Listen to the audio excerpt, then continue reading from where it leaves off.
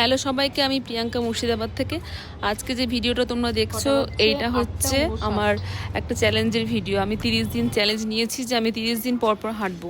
প্রত্যেকবারই আমি ভাবি যে এবারে আমি হাঁটবো, কিন্তু দুদিনের মাথায় সেটা গিয়ে আর কন্টিনিউ করা হয় না। সেই কারণে তোমাদের সাথে আমি পাবলিকলি অ্যানাউন্স করে এই ব্যাপারটা শুরু করেছি। এর আগের দিন ছিল ডে 1, এই ভিডিওটা তোমাদের সাথে শেয়ার করা হয়নি। আর এটা হচ্ছে ডে 2, ওই ভিডিওটা আমার ফেসবুকে শেয়ার করা আছে, তো পরে আমি এই ইউটিউবে শেয়ার করে দেবো। আর এর আগের দিন আমি হেঁটেছিলাম সকালবেলাতে, কিন্তু আজকে আমি হাঁটছি রাত্রে, কারণ আজকে সকালবেলাতে আমার শরীরটা খুব একটা ভালো ছিল না, তাই আমি হাঁটতে পারিনি। তাই আমি আজকে রাত্রেবেলা হাঁটছি, যেটা আমার কমপ্লিট হয়ে গেল।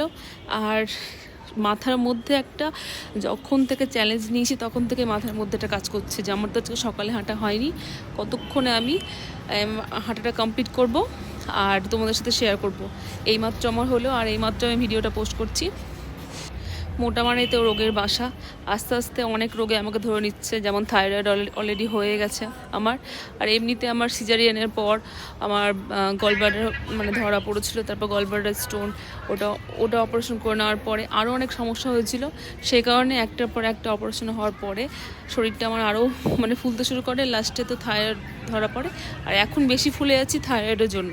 আর সেরকম আমার প্রত্যেকদিন ঘুম থেকে উঠে আমাকে মেডিসিনও নিতে হয়, কিন্তু বেশি মেডিসিন খাওয়া তো ঠিক না। সেই জন্য প্রত্যেক দিন 24 ঘন্টার মধ্যে আমি 1 ঘন্টা এক্সারসাইজ করবই, সেটা ভেবেছি। আর সেটাই তোমাদের সাথে শেয়ার করছি। কেমন লাগলো ভিডিওটা তোমরা অবশ্যই জানিও। আমি এর আগে ইউটিউব করে নিয়ে প্রথম ইউটিউব করছি, আর দেখা যাক কতদূর কী করতে পারি।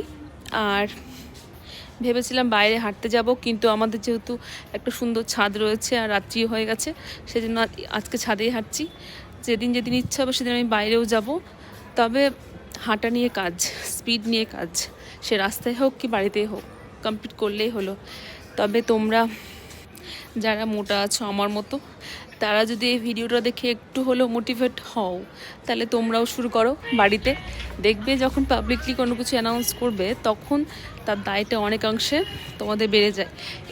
এর সাথে সাথে আমি একটা মেনু চ্যালেঞ্জও করছি, যেটা আমার ডে 12 কমপ্লিট হয়ে গেছে। এই মেনু চ্যালেঞ্জ করার পর থেকে আমি বুঝতে পারছি যে কতটা দায় থাকে মাথার উপরে যখন কোনো কিছু পাবলিকলি আমরা অ্যানাউন্স করি।